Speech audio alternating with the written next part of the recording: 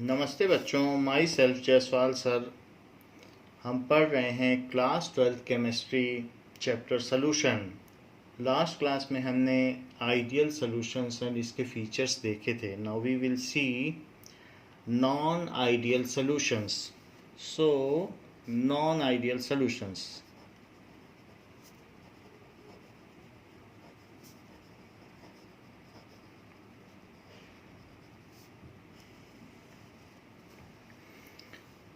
when a solution does not obey Raoult's law over the entire range of concentration, when the solution does not obey Raoult's law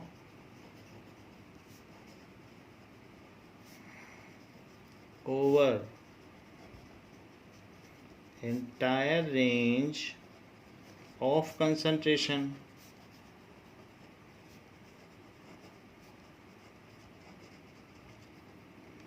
Raoult's law को ये ओबे नहीं करता है, इसका graph linear नहीं होता है। जो partial pressures versus mole fraction का ग्राफ है वो लीनियर नहीं होता है जब हम मिक्सचर में मोल फ्रैक्शन इसका वेरी करते हैं। Then such a solution is called non ideal solution. Then it is called non ideal solution. ऐसा क्यों होता है कि वो वेरी लीनियर नहीं होता है उसका ग्राफ और अलग अलग पार्शियल प्रेशर होता है? Why the partial pressure is not directly proportional to its mole fraction. इस केस में जो पार्शियल प्रेशर है वो मोल फ्रैक्शन के डायरेक्टली प्रोपोर्शनल नहीं होता, जबकि आइडियल सॉल्यूशंस में जो partial pressure of any component of volatile mixture is directly proportional to its mole fraction, जबकि इसमें नहीं होता। It is due to ऐसा क्यों है? It is due to force of attraction between a particle is not equal to force of attraction of bb particle, and it is further not equal to force of attraction between ab particle। इनके बीच में जो force of attraction है वो very करता है, और इस वजह से जब भी उन दोनों को मिक्स किया जाता है, when those both the components are mixed and made a binary solution, तो A एंड B के पार्टिकल्स आपस में या तो बहुत ज़्यादा अट्रैक्ट होने लगते हैं या रिपेल करने लगते हैं। आइदर दे अट्रैक्ट, तो ये attraction force it is either greater than any of this और it is lesser than any of this. So if it is greater then they get attracted due to polar nature and release heat in atmosphere, and the entire solution loses heat। तो उस चीज़ को कहेंगे exothermic mixture हुआ, and the enthalpy of mixture of solution is negative अगर heat वो release कर रहा है, and if it is lesser अगर उनके बीच में रिपल्सन है, then it will take heat from surrounding after mixing. तो ऐसे केस में एंथैल्पी ऑफ सॉल्यूशन पॉजिटिव हो जाएगा। अगर रिपल्सन फोर्सेस ज़्यादा हैं तो एंथैल्पी ऑफ सॉल्यूशन पॉजिटिव होगा और मिक्सिंग एंडोथर्मिक होगी, और निगेटिव है तो रिलीज करेगा और एक्सोथर्मिक होगी। जो भी हो, हीट ऑफ सॉल्यूशन तो ज़ीरो नहीं होती क्योंकि फोर्सेस अलग अलग हैं, और इसके अलावा वॉल्यूम ऑफ सॉल्यूशन में जो चेंज है वो भी ज़ीरो नहीं होता। एक एक लीटर को अगर हम मिलाएंगे तो या तो ये 1.9 लीटर बनेगा या 2.1 लीटर बनेगा। अगर उनके बीच में रिपल्शन ज़्यादा हुआ तो 2.1 लीटर बन जाएगा, और if there is attraction between them, ज़्यादा अट्रैक्शन हो गया तो वो और पास आ जाएंगे, और उनका जो नेट वॉल्यूम है वो V1 प्लस V2 के इक्वल नहीं रहेगा। तो due to this reason what the things that can happen, the enthalpy of mixture is not equal to 0 and change in volume भी रहता है, there is always a change in volume, volume या तो बढ़ जाता है या कम हो जाता है. So these are the things which happens. The plot between partial pressure and mole fraction is non-linear. The plot या ग्राफ जो होगा वो between पार्शियल प्रेशर, ये ऊपर ही कहा गया है कि राउल्ट्स लॉ को ओबे नहीं करता. So partial pressure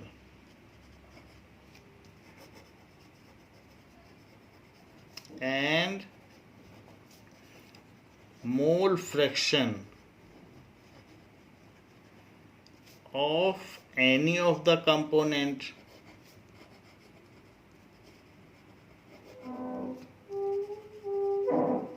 is non-linear.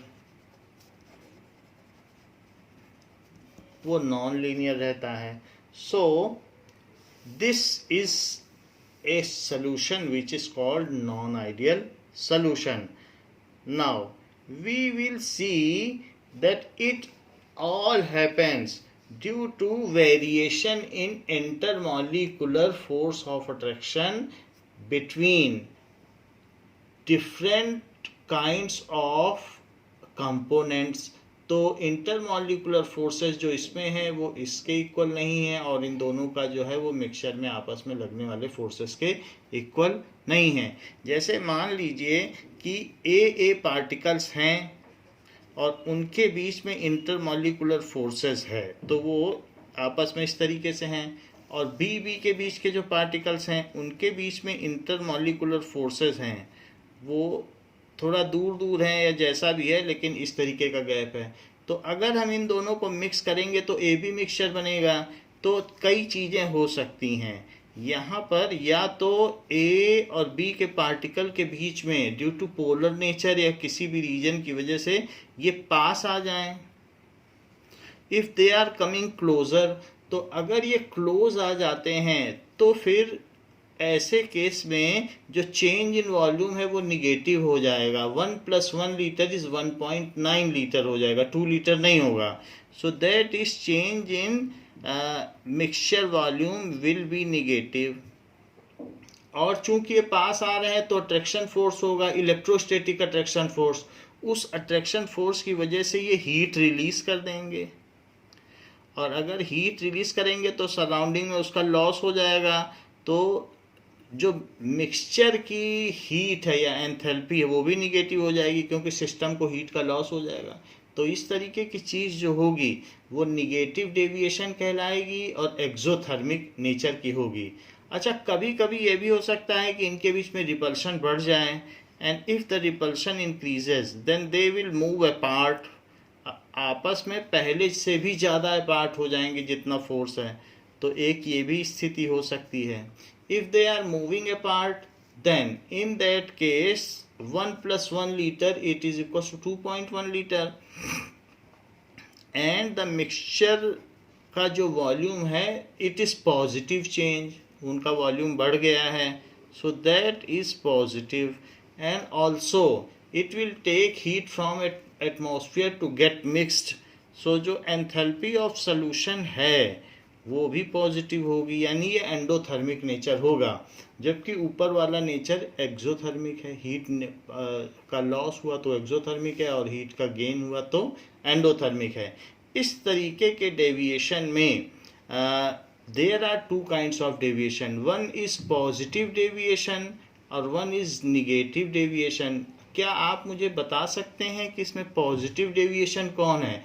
किस केस में वेपर प्रेशर बढ़ जाएगा? तो इस केस में वेपर प्रेशर बढ़ जाएगा, क्योंकि रिपल्सन ज़्यादा है, तो जो इसके कंपोनेंट्स हैं वो सोल्यूशन को छोड़ भागने लगेंगे और कहेंगे कि सोल्यूशन में हमको नहीं रहना है, एंड ईजिली गेट वेपराइज्ड. तो जो नॉन आइडियल सोल्यूशन है वो राउल्ट्स लॉ से डेविएशन शो करते हैं. तो या तो वेपर प्रेशर जितना होना चाहिए स्टिपुलेटेड वेपर प्रेशर, या the observed vapor pressure. So observed vapor pressure is always greater than the theoretical vapor pressure. तो इस तरीके से अबव चला जाएगा इनका ग्राफ। जैसे मैं आपको इस तरह से बताऊं कि दो तरीके के डेविएशन है, इसको मैं बोल रहा हूं पॉजिटिव डेविएशन है और इसको कह रहा हूं negative deviation. So let us see that non ideal solutions दो तरीके के होते हैं, या तो वो पॉजिटिव डेविएशन शो करते हैं या निगेटिव। तो निगेटिव डेविएशन का मतलब क्या है? It means when two components are mixed, so x1 and x2, let it varies from 0 to 1 and it varies from 1 to 0, इस तरीके से। and this is vapor pressure।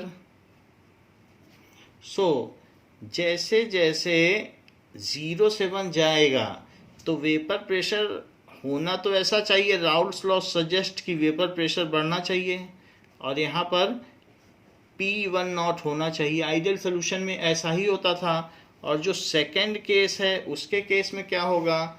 उसके केस में भी यहाँ पर ऐसा होना चाहिए, but this does not happens, क्योंकि फर्स्ट वाले केस में हमने ऊपर एक केस देख लिया है कि उनके बीच अट्रैक्शन फोर्स ज़्यादा हो जाता है। That means the force of attraction between AB के बीच में जो force of attraction है that is greater than force of attraction between AA and force of attraction between AB is also greater than force of attraction between BB। तो इस तरीके से हमने देखा कि वो any of them दोनों से ही ज़्यादा होता है। तो force of attraction between AA वो इससे भी ज़्यादा और BB से भी ज़्यादा है। तो जब अट्रैक्शन ज़्यादा है तो कोई कंपोनेंट क्यों बाहर जाएगा? वो वेपर्स ही बाहर नहीं उठेंगे, आपस में अट्रैक्टेड रहेंगे, उनके बीच में डाइपोल डाइपोल अट्रैक्शन ज़्यादा होगा। तो इस वजह से वेपर प्रेशर कम पाया जाएगा। और कम कैसा पाया जाएगा? जब मिडिल स्टेट आएगी तो उनमें सब लगभग मिडिल स्टेट, कहीं भी हो सकता है, ऐसा जरूरी नहीं कि middle, there is some arena, there is some situation between the particles. तो कोई भी कहीं पर भी इस मिडिल की कहीं भी रेंज में एक ऐसी जगह जरूर आएगी जहां पर इनका जो वेपर प्रेशर है वो ऐसे। सो दिस इज लाइक दिस कि वेपर प्रेशर उनका कम हो जाएगा। जैसे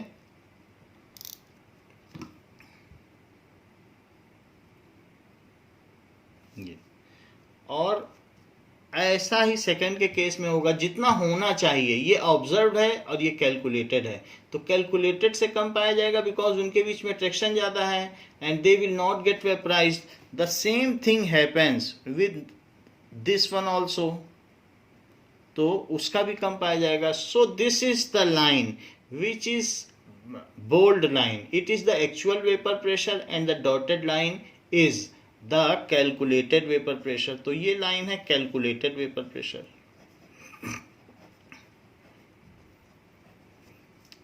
वेपर प्रेशर और ये है एक्चुअल वेपर प्रेशर। तो जब लीनियर ग्राफ है ही नहीं तो राउल्स लॉ को ये कहाँ ओबे कर रहे हैं? Actual vapour pressure. तो सिंगल कंपोनेंट को भी देखें, हम दो कंपोनेंट्स का एक ही में ग्राफ बना रहे हैं तो सिंगल कंपोनेंट्स का ग्राफ लीनियर होना चाहिए vapour pressure versus mole fraction का, but this has not happened here, so they are not obeying Raoult's law. So during entire range of mixing, और इस तरीके से अगर हम देखें तो Dalton's law of partial pressure के लिए इनका सम ऐसे होना चाहिए, but this is not happening. इनका सम ऐसे ना होकर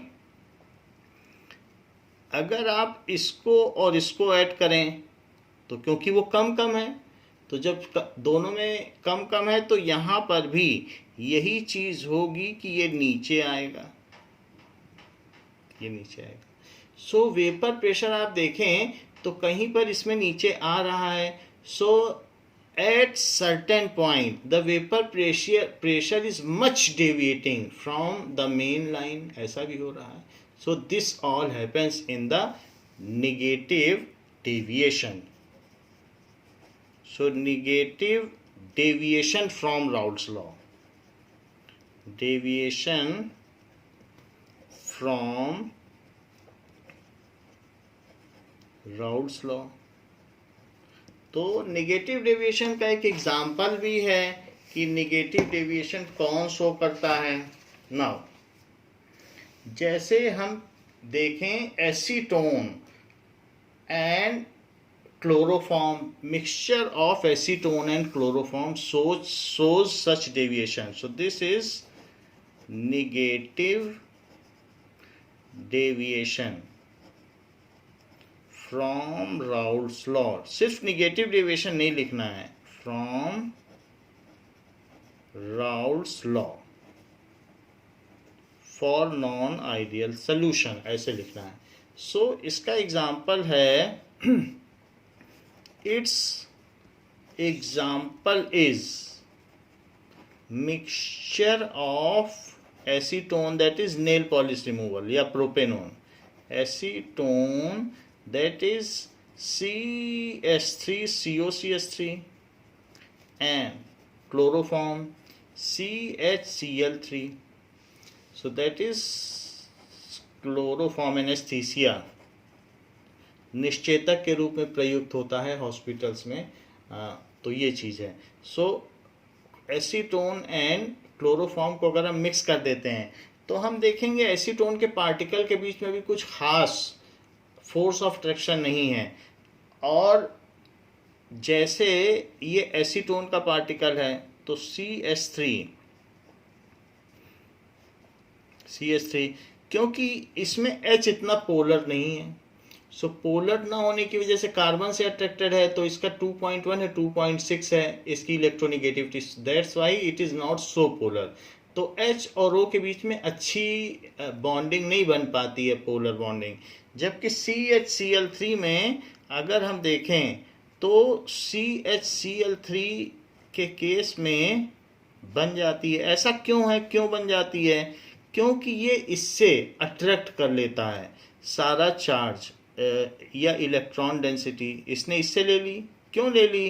क्योंकि इसकी 3 की इलेक्ट्रोनिगेटिविटी है, इसकी 2.6 इसने इससे ले ली.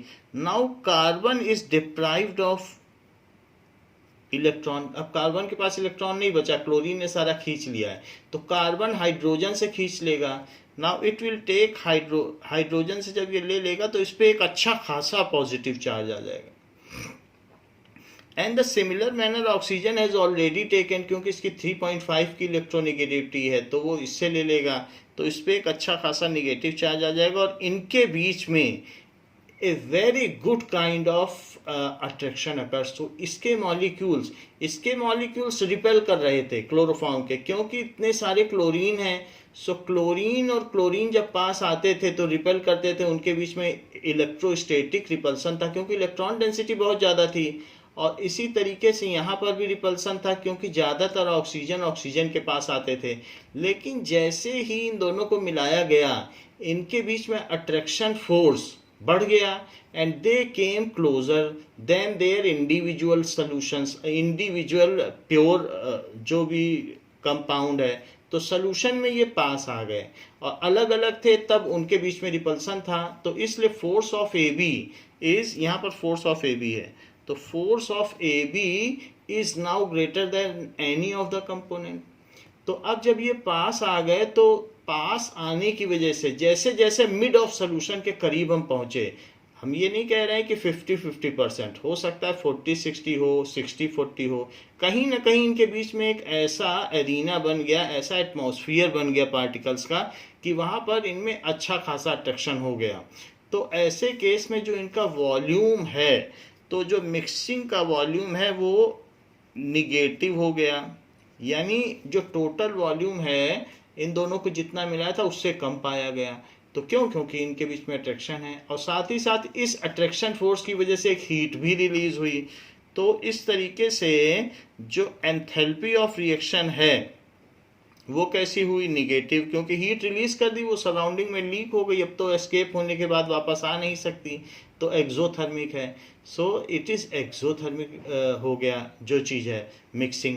और ये मिक्सचर निगेटिव डेविएशन शो कर रहा है। However what are the P1 and P2 components, जो भी इसके P1 and P2 components हैं, जैसे हम यहाँ पर देख रहे हैं, ये ग्राफ हमारा बन रहा है, this is P1 component and this is P2 components, ये वाला दिस इज P2 कंपोनेंट। तो P2 कंपोनेंट ये जो दूसरा ग्राफ है ये है,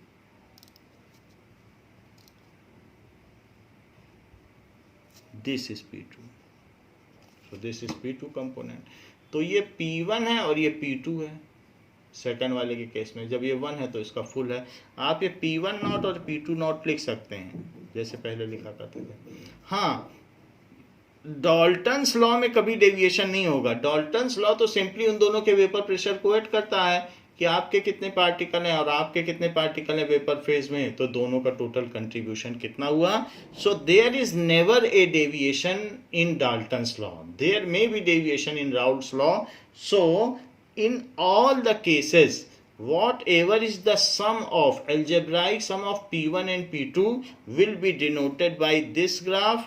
This will be P total is always equals to P1 plus P2. So Dalton's law तो सिंपली ऐड कर देता है वेपर प्रेशर को, तो चाहे जो भी वेपर प्रेशर है वो ऐड हो जाएंगे। तो इस तरीके से there is never deviation in Dalton's law of partial pressure for ideal solutions as well as non-ideal solutions। तो ये बात आप ध्यान रखिए, there is never deviation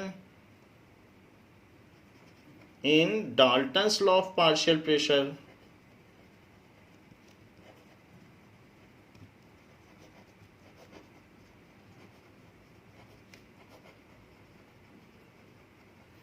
for ideal solution as well as non-ideal solution।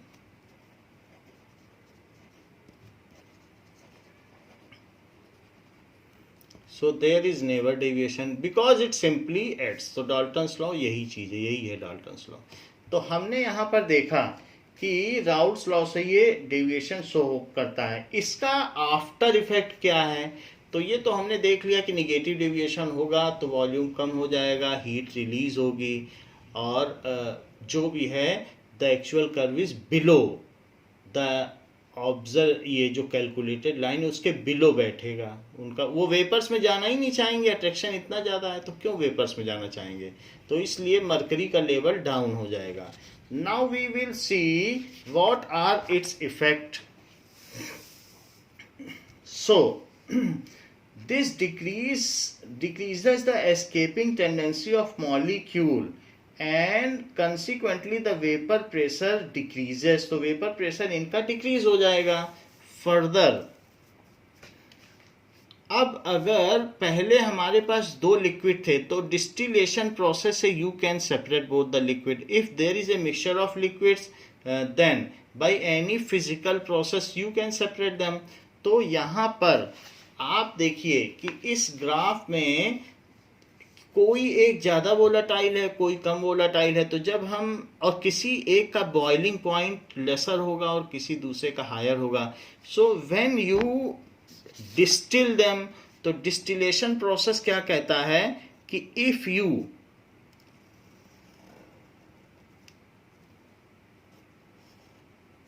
Make their distillation of mixture, ठीक है, so distil the component, तो in that case what will happen,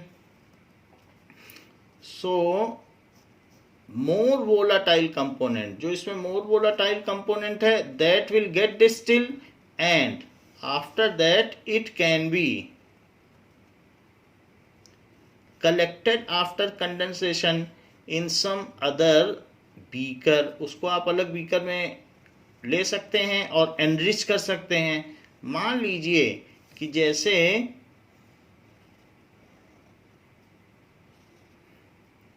यहाँ पर हमने इसको दो चीज़ें हैं, अभी आपको बताया क्लोरोफॉर्म एंड एसीटोन।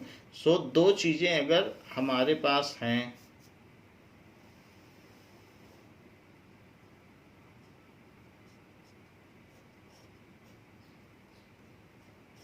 ना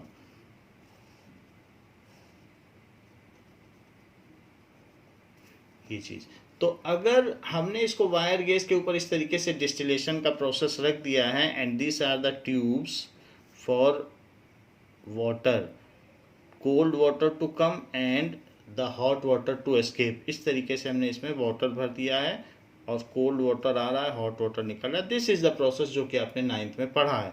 तो इसमें से एक आप इसमें थर्मोमीटर भी डाल दें, तो थर्मोमीटर भी अगर हम इसमें डाल दें इस तरीके से, तो हम इसके टेम्परेचर को भी मीज़र कर सकते हैं कि कितना है, जिससे कि हम इसे कंट्रोल भी कर सकें कि कितना हीट करना है, कितना नहीं करना है। सो एसीटोन एंड क्लोरोफॉर्म, इन दोनों के मिक्सचर में हम ये देखते हैं कि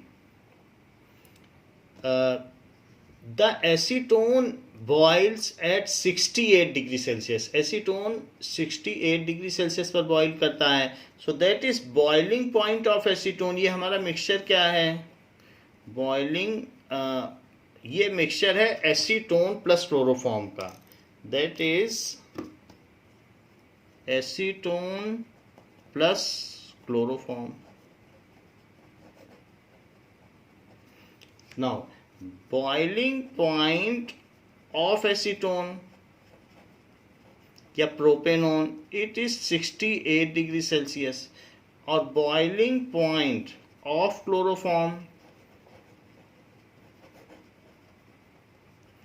इज 77 डिग्री सेल्सियस। तो अब अगर हम देखें तो जब हम इसको वेपराइज करेंगे तो हमेशा एसीटोन वेपर फेज में ज़्यादा होगा। So mole fraction of acetone is always greater in vapour phase. तो धीरे धीरे जैसे जैसे, और इसका फ्रैक्शनल डिस्टिलेशन करना पड़ेगा, सिंपल डिस्टिलेशन से नहीं चलेगा, बट मैंने ऐसे दिखा दिया है क्योंकि 20 डिग्री से नीचे है तो फ्रैक्शनल डिस्टिलेशन आपको करना होगा। सो उसके लिए फ्रैक्शनेटिंग कॉलम भी लगाना होगा, थ्योरेटिकल प्लेट्स लगानी होगी। और ऐसे देखेंगे तो यहाँ पर जो भी हमारा कलेक्टेड होगा बीकर में डिस्टिलेट, तो डिस्टिलेट में एसीटोन ज़्यादा होगा, रिचर होगा, धीरे धीरे हम एसीटोन को अलग कर पाएंगे। सो this is distillate. So distillate contains more percentage of acetone, क्योंकि ये सबसे पहले बॉईल करेगा, इसकी वोलेटिलिटी ज़्यादा है। So contains higher percentage of acetone, ऐसा होगा।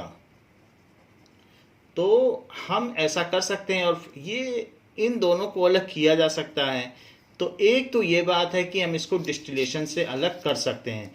और क्या क्या चीज़ें हो सकती हैं, देख लीजिए। जो हमारा ये ग्राफ है, अगर इसको हम देखें तो इसको अगर आपको बॉईल करना है तो इसमें क्या होगा कि जैसे ये 1 एटमॉस्फेरिक प्रेशर की लाइन है, तो 1 atm तक जब पहुंचेगा मिक्सचर तभी बॉईल होगा।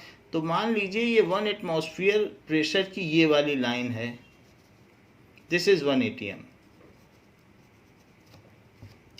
तो अब इस केस में एक तो हमारे पास ये मिक्सचर बन गया है, तो मिक्सचर का तो कोई एक अलग से बॉइलिंग पॉइंट होता नहीं है, लेकिन जो इस तरीके से निगेटिव डेविएशन शो करते हैं, इसमें हम एक ऐसी सिचुएशन में पहुंच जाते हैं कि उस समय what ever is the composition, शुरू में तो ऐसा लगेगा कि एसीटोन कलेक्ट हो रहा है और धीरे धीरे यहाँ पर क्लोरोफॉर्म बचता जा रहा है क्योंकि उसका बॉइलिंग पॉइंट ज़्यादा है। But at a certain percentage, we will feel that now whatever is the composition of acetone and chloroform in liquid state, same is the composition in vapor state. फिर और उसके आगे आप डिस्टिलेशन करोगे तो फायदा नहीं होगा। तो एसीटोन और क्लोरोफॉर्म का जो कंपोजिशन है ये let us say it, otherwise आप रिफर कर सकते हैं कि 70% यहाँ पर अगर आप कहें कि 70% एसीटोन है, मोल फ्रैक्शन की बात की जाए, और 30% क्लोरोफॉर्म है, क्लोरोफॉर्म, तो यही परसेंटेज जो इसमें है जब आप बॉयल करोगे तो वहां पर भी यही परसेंटेज मिलेगा। तो ऐसे केस में आप डिस्टिल करोगे तो उसमें क्या होगा, बॉइलिंग पॉइंट का कोई मीनिंग ही नहीं रहा। The same is, so when we continue to separate such a mixture by the process of distillation, when we continue to separate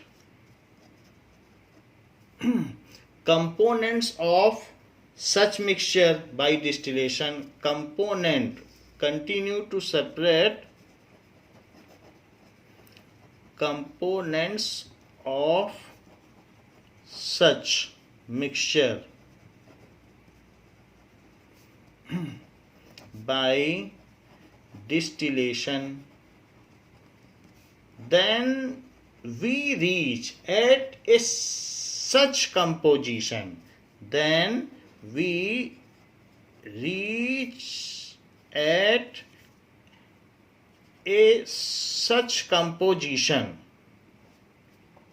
a such point at which whatever is the composition in liquid phase, the same is the composition in vapor phase, at which whatever is the composition of both the components in liquid phase. मान लीजिए यहाँ पर 70 और 30 है तो यहाँ भी 70 और 30 है, तो अब आप कैसे अलग करोगे? In liquid phase same is the composition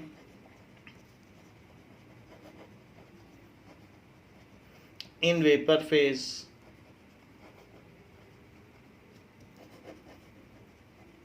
Now they cannot be separated further. अब उनको और ज्यादा अब आप सेपरेट नहीं कर सकते हो, क्योंकि 70-30 यहाँ है तो 70-30 यहाँ है तो 70-30 यहाँ है, वही मिल रहा है. So now they further cannot be separated by distillation. या ये कह सकते हैं now the process of distillation fails at this point.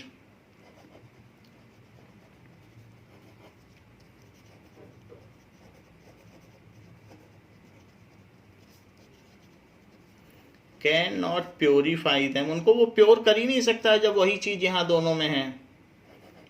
Purify them, तो ऐसा तो तभी होता है ट्रू सोल्यूशन में कि जो यहां हो वो यहां हो. So this mixture now boils like true solution. ऐसा लगेगा कि जैसे ये सिंगल कंपोनेंट हो गया. ऐसा क्यों हो गया? क्योंकि ये मिनिमम एनर्जी कंडीशन है, ये एनर्जी वेल आ गया है, एंड जैसे एनर्जी का कुआं होता है, डिप आ गया एनर्जी का. And at this stage the solution is at minimum energy condition, और अब वो वहां से कहीं नहीं जाएगा. This is point of equilibrium. तो पॉइंट ऑफ इक्विलिब्रियम से कोई चीज कहीं नहीं जाती, वो वहीं पर आ जाती है. सो this is point of equilibrium.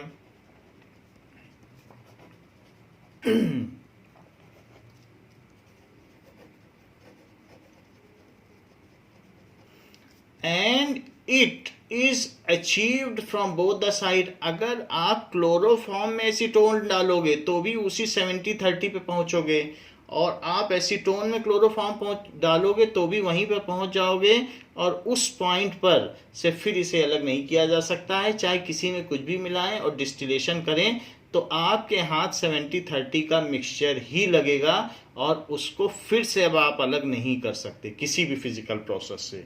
So it can be achieved from both the side. It can be achieved from both the side.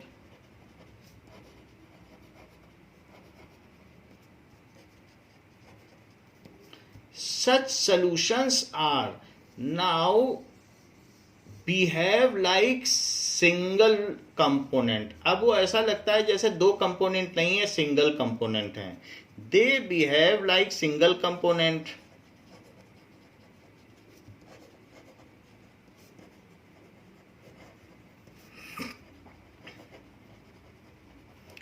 And act as true solution. Act as true solution. True solution क्या होते हैं? जैसे कोई भी true solution इस तरीके से होते हैं कि उनका कांस्टेंट बॉइलिंग पॉइंट होता है, and they have a constant boiling point, and they have a constant boiling point at that point of equilibrium. Constant boiling mixture at that point. ये तो हम यहाँ पर ये बात कह रहे हैं कि for mixture of acetone and chloroform 70% and 30% mixture is such a mixture which cannot be separated by any physical process. यहीं पे आपको रुक जाना पड़ेगा और यही चीज अब बाजार में बिकेगी। अगर एसीटोन और क्लोरोफॉर्म का मिक्सचर है तो इसको तो लोग, जैसे आप गांव के लोग भी बोलते हैं कि जैसे इथेनॉल, विस्की और वाटर को जब वो इवेपरेट करते हैं तो 96% इथेनॉल होती है और 4% उसमें वाटर होता है। फिर वो और वाटर इवेपरेट नहीं कर पाते क्योंकि वहां पर आके पॉइंट ऑफ इक्विलिब्रियम पे फंस जाता है। तो वो कहते हैं कि ये एजोट्रोप बन गया है, दैट इज एजियोट्रोप। गांव वाले भी ये कहते हैं इसको तो अब खुदा भी इक्वल नहीं कर सकता, सेपरेट नहीं कर सकता, तो भैया हम क्या करेंगे? तो ऐसे मिक्सचर को फिर कोई सेपरेट नहीं कर पाएगा, फिर वो ऐसे ही बिकेगा बाजार में। So such mixtures are called azeotropic mixtures. Such mixtures are called azeotropic mixtures.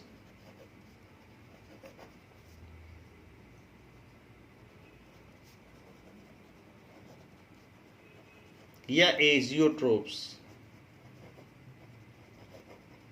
What is azeotrope? Azeotropes are the binary mixtures. What is azeotropes? The binary mixtures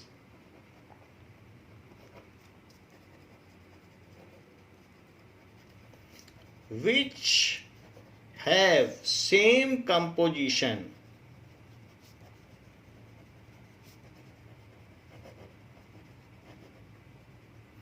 in liquid and vapor phase. Liquid and vapor phase.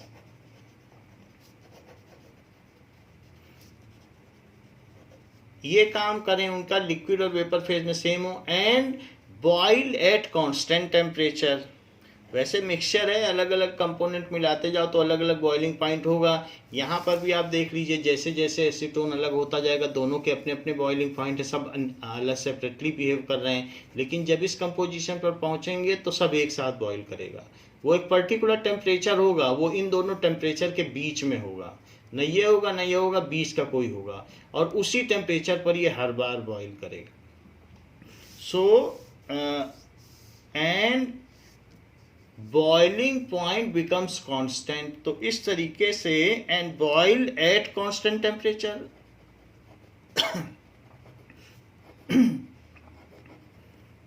Temperature is called azeotropic mixture. Is called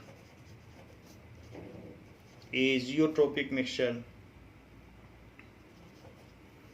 ट्रोप या azeotrope भी कह सकते हैं, इसको azeotrope कहते हैं। Such binary solutions can not be separated by fractional distillation. Such binary solution, वो एक ट्रू कंपाउंड की तरह बिहेव करने लगते हैं, जैसे कोई सिंगल कंपाउंड हो। सॉल्यूशन तो such binary solution can not be separated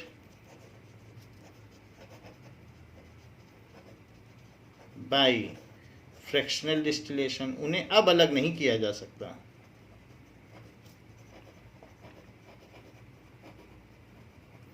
Azeotrope behaves like single component. Azeotrope does not behave like mixture.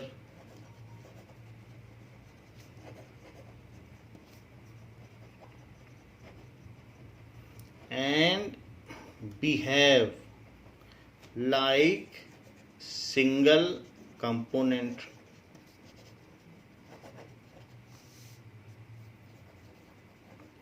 जैसे कि mixture of acetone and chloroform CH3COCH3 that is and chloroform CHCl3 at 70% and 30% is azeotropic mixture.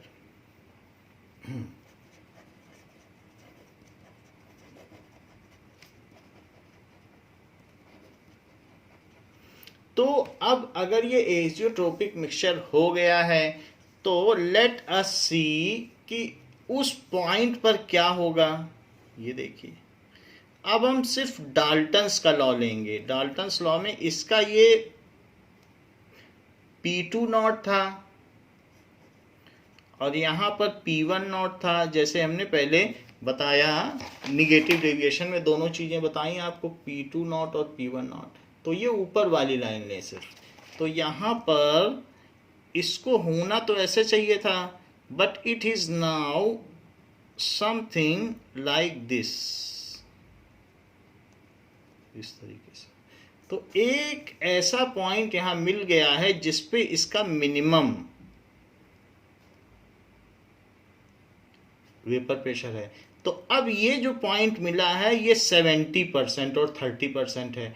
तो 30% मान लीजिए पहला component ethanol ले लीजिए, तो 30% ये पहला कंपोनेंट क्लोरोफॉर्म ले लो, तो chloroform 30% and that is CH3CO, that is CH3COCH3 इधर ले लो और ये CHCl3 इधर ले लीजिए। तो ये जो पॉइंट है ये क्या है यहाँ पर कि 70% ये चीज़ है और 30% ये चीज़ है।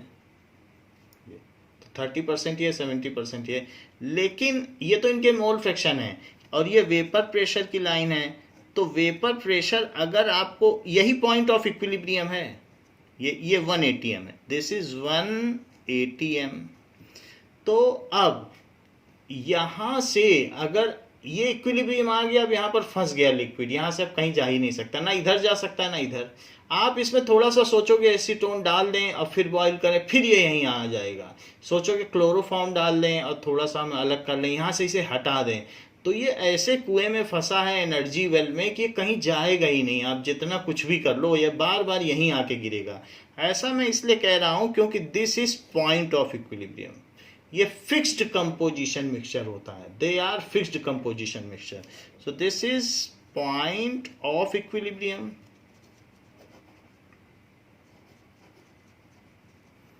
सो इस पॉइंट ऑफ इक्विलिब्रियम को अब अगर यहाँ से इसे आपको हीट करके बॉईल करना पड़ा, तो बॉईल करने में तो इसको बहुत हीट देनी पड़ेगी क्योंकि 1 atm तक जाने पे इस तो निगेटिव पे आ गया वेपर प्रेशर।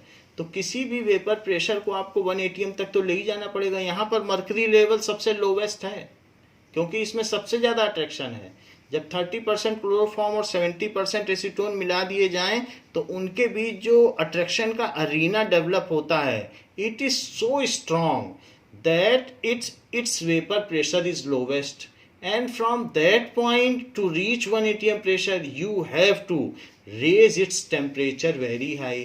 तो इसलिए इसको कहते हैं कि मैक्सिमम बॉइलिंग एजियोट्रोप। देखो कैसी अजब सी बात है कि निगेटिव डेविएशन शो कर रहा है लेकिन इसका बॉइलिंग पॉइंट मैक्सिमम करना पड़ेगा, ज़्यादा से ज़्यादा हीट करना पड़ेगा, क्योंकि इसका वेपर प्रेशर लो है। तो वेपर प्रेशर लो होने की वजह से जब तक 1 atm पहुंचाओगे नहीं इसको, क्योंकि अब ये ट्रू सॉल्यूशन की तरह बिहेव कर रहा है जैसे सिंगल कंपोनेंट हो। So in this case the vapour pressure at point of equilibrium the azeotropic mixture requires very high temperature to get boiled। तो इसलिए इसको मैक्सिमम बॉइलिंग एजियोट्रोप कहेंगे।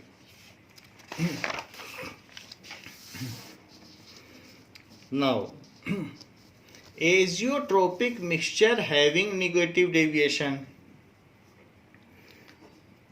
azeotropic mixture having negative deviation, उनका negative deviation हो। So at point of equilibrium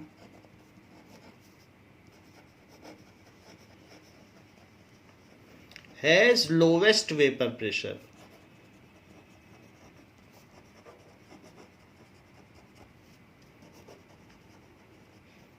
उनका lowest vapour pressure है, तो क्योंकि वो सिंगल कंपोनेंट है तो लोवेस्ट वेपर प्रेशर है।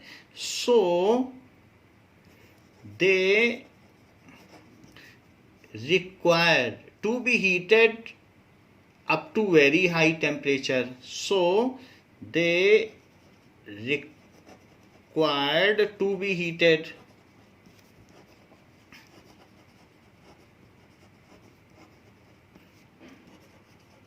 very high temperature to reach 1 atm pressure line।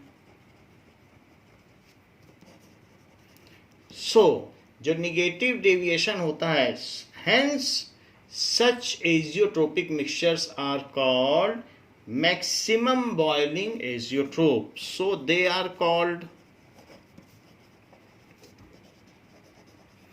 Maximum boiling azeotrope. इसके सेपरेशन के मेथड हैं, लेकिन वो चीज़ हम बीएससी में पढ़ेंगे, कुछ तरीके हैं, तो that we will see in next class. So maximum boiling azeotrope. Now ऐसा ही एक और भी मिक्सचर है जो कि नेगेटिव डेविएशन शो करता है। So example of other azeotrope, example of maximum boiling azeotrope, maximum boiling azeotrope at a specific composition,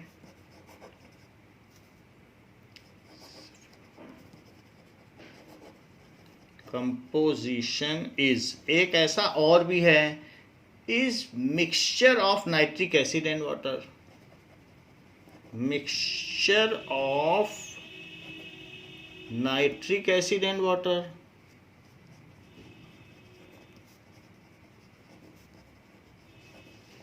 जहां पर नाइट्रिक एसिड 68% होगा और वाटर 32% होगा। बॉइल एट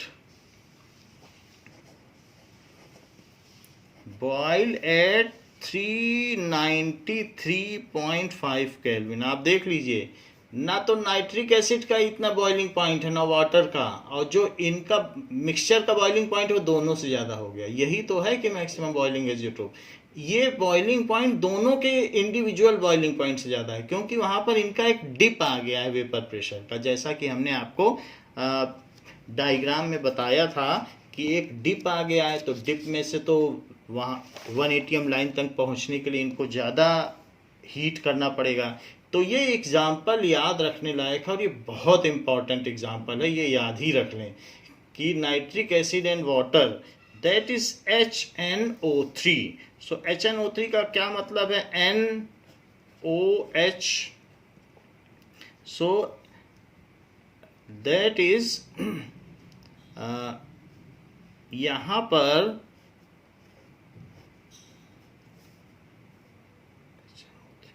इस तरीके से, तो HNO3, सो ये चीज़ होगी। ये तो नाइट्रिक एसिड हो गया जिसमें कि ये HNO3 हो गया। अब जरा देखिए दूसरी चीज़ वाटर कही गई है, तो वाटर में HOH, सो HOH,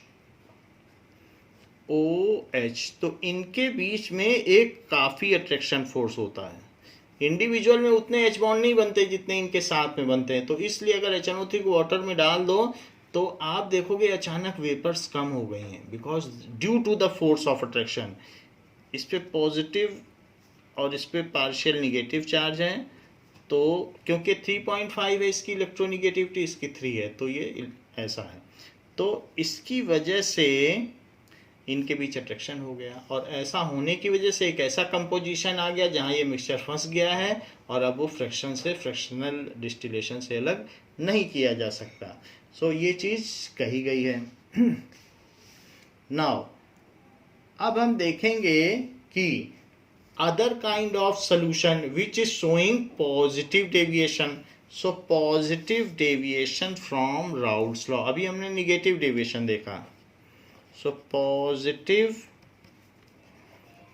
डेविएशन, ये भी नॉन आइडियल सोल्यूशन है क्योंकि उसी का फ्लो चार्ट है। Positive deviation from Raoult's law, a kind of other kind of non ideal solution, तो ये दूसरा काइंड है। देखिए कभी कभी ऐसा हो जाता है कि mixture of ethanol and water, mixture of ethanol and water shows positive deviation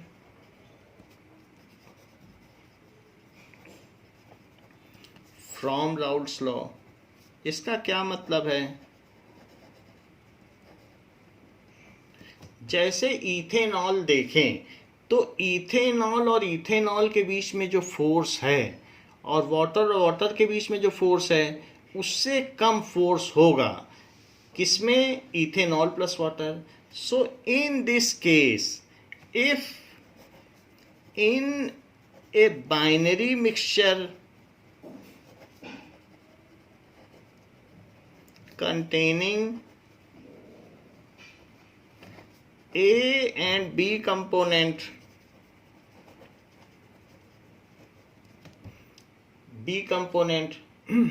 the force of attraction जो A के बीच में है वो अच्छा है, लेकिन जो फोर्स ऑफ अट्रैक्शन A और B के बीच में है वो ठीक नहीं है, वो रिपल्सिव है, बहुत अच्छा नहीं है।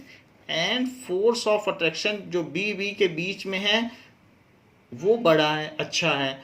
और AB के बीच में the intermolecular force of attraction between both the components is always lesser, ये लेसर होगा। यानी इनके अपने फोर्स तो अच्छे हैं लेकिन इसका नहीं अच्छा है, तो ऐसे होगा। ये ज़्यादा है, ये ज़्यादा है, लेकिन इनके बीच में रिपल्सिव ज़्यादा है। जैसे अगर आप इथेनॉल में वाटर मिला दें तो पूरे कमरे में स्मेल भर जाती है। क्यों भर जाती है? क्योंकि वाटर और इथेनॉल के बीच में रिपल्सन बहुत ज़्यादा है और वो रहना ही नहीं चाहते लिक्विड फेज में, तो वो सब बाहर निकल के भागते हैं। तो ऐसा लगता है कमरे में इथेनॉल ही भर गई है, विस्की की स्मेल भर गई। पानी डालने से ऐसा होता है, तो उनके बीच में फोर्स ही नहीं है अट्रैक्शन, तो इसलिए वो बाहर निकलने लगते हैं। तो ये चीज़ है। अगर ऐसा होगा तो क्या होगा बताइए? वो पार्टिकल अपार्ट हो जाएंगे, तो पार्टिकल दूर दूर भागेंगे। तो वो चीज़ कही गई है कि अगर मान लीजिए जैसे ए और ए कंपोनेंट इनके बीच में कुछ फोर्स ऑफ अट्रैक्शन है और प्लस बी और बी कंपोनेंट के बीच में फोर्स ऑफ अट्रैक्शन है, वो थोड़ा सा चलिए ज़्यादा है, और मिला देने पर जो ए और बी के बीच में जो फोर्स ऑफ अट्रैक्शन है या इंटरमॉलिक्यूलर स्पेस डिस्टेंसिंग वो और बढ़ गई। पास ही नहीं रहना चाहते। तो ऐसे केस में फिर जब डिस्टेंस बढ़ गई, इंटरमॉलिक्यूलर डिस्टेंस, तो फोर्स कम ही हो गया। तो ये चीज़ होती है। तो इन दिस केस अगर ऐसा होगा तो देखिए वॉल्यूम बढ़ गया, then volume of mixture is positive, बढ़ जाएगा। और साथ में रिपल्सन है, इसलिए हीट भी बाहर निकलेगी, क्योंकि अब वेपर्स निकलेंगे और वेपर्स निकलेंगे तो लेटेंट हीट लेके बाहर निकलेंगे। तो इस तरीके से ये एक्सोथर्मिक है, उसको लॉस होगा। सो जो मिक्सचर का जो हीट होगा, so that will be it is endothermic. That इसका मतलब है, वो तो बात अलग है, बट इन सच केसेस जो पॉजिटिव डेविएशंस होंगे, now as we have seen कि जो पिछला आपको हमने बताया था कि पार्टिकल्स क्लोज आ जाते हैं, तो क्लोज आ जाने की वजह से, जैसे यहाँ पर क्लोज आ गए और उन्होंने निगेटिव डेविएशन शो किया, यहाँ पर आपको दिखाया गया है इस फिगर में, तो उनके बीच में इलेक्ट्रोस्टैटिक फोर्स ऑफ अट्रैक्शन हुआ, तो हीट रिलीज हुई। तो जो डेल्टा एच है वो कैसा पाया गया, तो यहाँ पर हमने देखा कि डेल्टा एच निगेटिव है, क्योंकि हीट रिलीज होती है, पास पास आते हैं।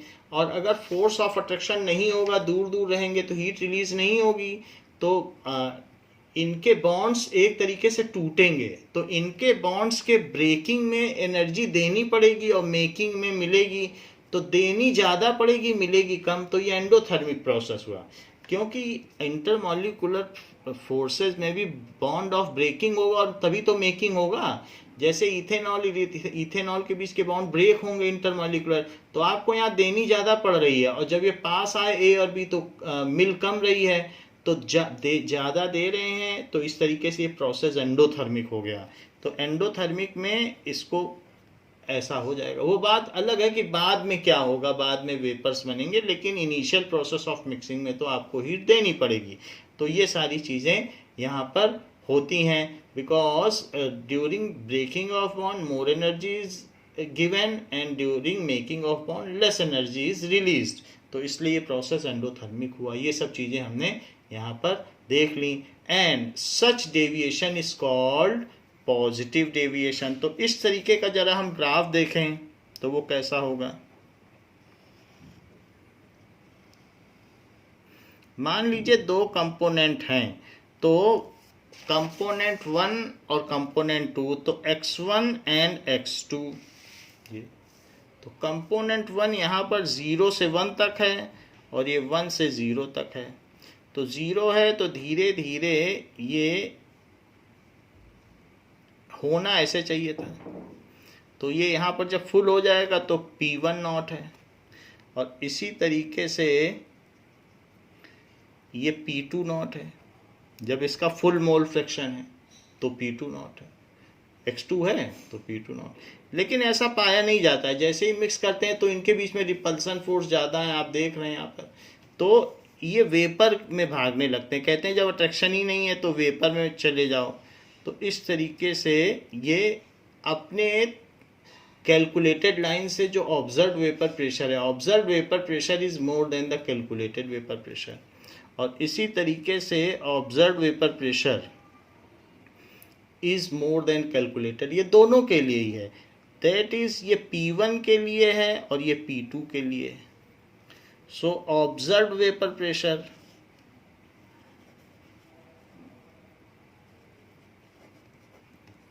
और ये हो गया कैलकुलेटेड वेपर प्रेशर।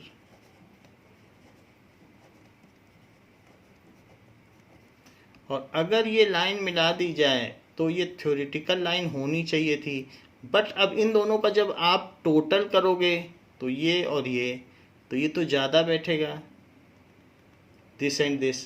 सो इसलिए ये लाइन भी ऊपर उठ जाती है इस तरीके से। सो this is P total is equals to P1 plus P2। Dalton law always holds good, उसको तो सिर्फ सम करना है, लेकिन राउल्ट्स लॉ यहाँ होल्ड नहीं करता। तो ऐसा मिक्सचर किसका होता है, इथेनॉल एंड वाटर का। और इथेनॉल एंड वाटर के केस में जो आपस में इनके बॉन्ड्स हैं वे कैसे होंगे, और जरा देखें कि जब इनको मिला दिया जाएगा तब कैसा बॉन्ड बनेगा। Now C2H5OH and C2H5OH, so इस तरीके से हो सकता है C2H5। तो यहां पर इसके बीच में H बॉन्डिंग है, इसके बीच में काफी अच्छी हो रही है। और जबकि वाटर में HOH और HOH, तो इसके बीच में भी बॉन्डिंग अच्छी हो रही है, ऐसे हो रही है। तो यहां पर आप देखिए इनके बीच में डबल H बॉन्डिंग है। जबकि अगर हम इथेनॉल और वाटर को मिक्स कर दें तो C2H5OH और HOH, तो इसमें उतनी अच्छी बॉन्डिंग नहीं हो पाती ड्यू टू सम रीजन या जो भी कुछ हो, बट दैट इज इसके बिगर मॉलिक्यूल की वजह से और इलेक्ट्रॉनिक रिपल्शन की वजह से इनमें अच्छी बॉन्डिंग नहीं हो पाती और इनके बीच में डिस्टेंस ज़्यादा हो जाती है। हो सकता है क्योंकि हम पूरा एरिना नहीं देख रहे हैं तो इस वजह से ये ज़्यादा डिस्टेंस हो गई। तो this kind of force is less attraction force, इन दोनों से ये लेस अट्रैक्शन फोर्स है। तो इस वजह से इनका अच्छा मिक्सचर नहीं बन पाता और intermolecular force of attraction less होने की वजह से भागने लगते हैं पानी से। तो ये चीज़ यहाँ दिखाई गई।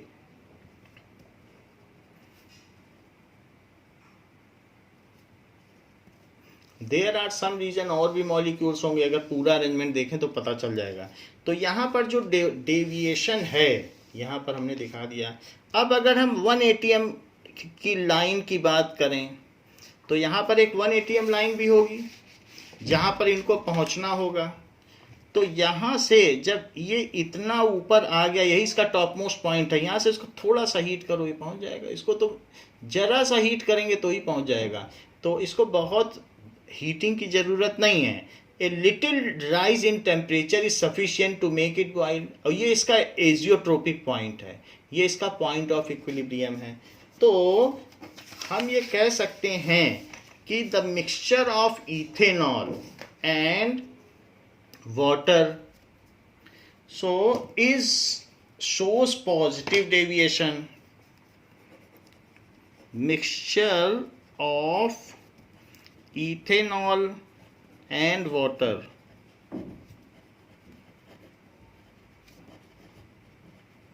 shows positive deviation from Raoult's law. From Raoult's law. However, Dalton's law always holds good for this case also. तो यहाँ पर भी Dalton's law hold good करेगा. So their observed vapor pressure is found greater than calculated vapor pressure. Their observed vapor pressure is greater than calculated vapor pressure. If they are distilled, if they are separated by fractional distillation,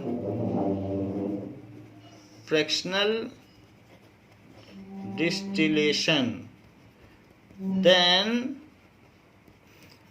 तो शुरू में तो जो मोर volatile component है उसके vapour phase में ज़्यादा होंगे, उसका मोल फ्रिक्शन रिच होगा, तो आप धीरे धीरे उसे अलग कर सकते हैं। बट अगर ऐसा आप करते हो then we will reach at such equilibrium point, then we will reach at such equilibrium point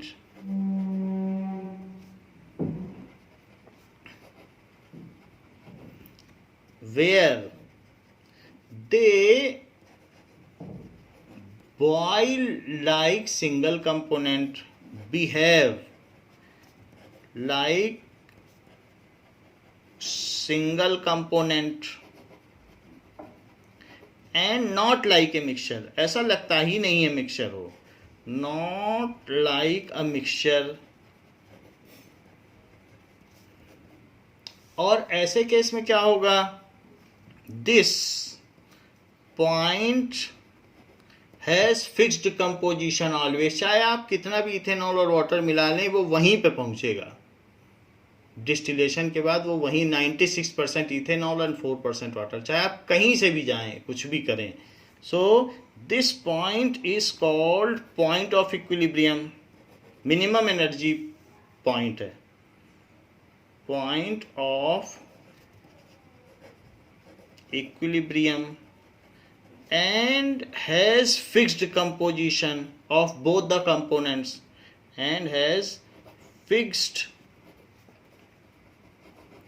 composition।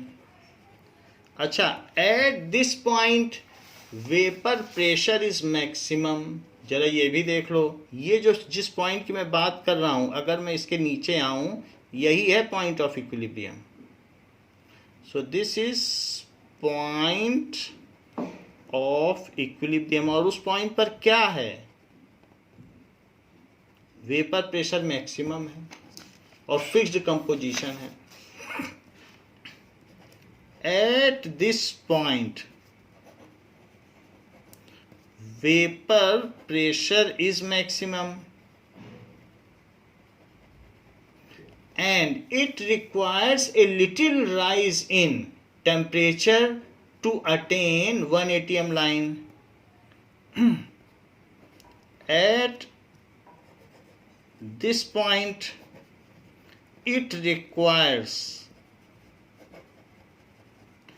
a little rise, थोड़ा सा ही उसे राइज कर दें, यहां से थोड़ा सा राइज कर दो, ये 1 atm लाइन पहुंच जाएगी, यही तो है 1 atm line. A little rise in temperature to attain 1 atm line। So थोड़ा सा राइज चाहिए। This is the minimum boiling point of azeotrope। थोड़ा सा राइज करोगे तो this is मिनिमम बॉइलिंग, क्योंकि उसका हाईएस्ट वेपर प्रेशर है तो थोड़ा ही और करना पड़ेगा। Minimum boiling point of azeotrope and so they are called minimum boiling azeotrope. So they are called minimum boiling azeotrope.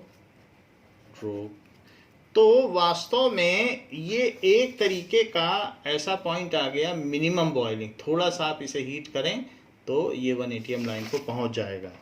अब इसका एग्जाम्पल क्या है, it's example is mixture of ethanol water, ethanol water mixture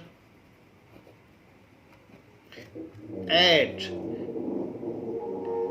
96 book में दिया है 95% and 5%, ethanol 95% and ये 5% respectively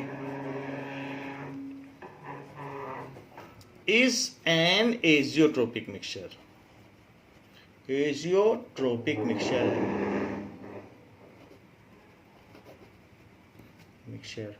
तो अब इसका इसमें इन्होंने बॉइलिंग पॉइंट तो नहीं दिया है, लेकिन जो भी बॉइलिंग पॉइंट इसका होगा वो उन दोनों के बॉइलिंग पॉइंट से कम ही होगा, एजियोट्रोपिक मिक्सचर।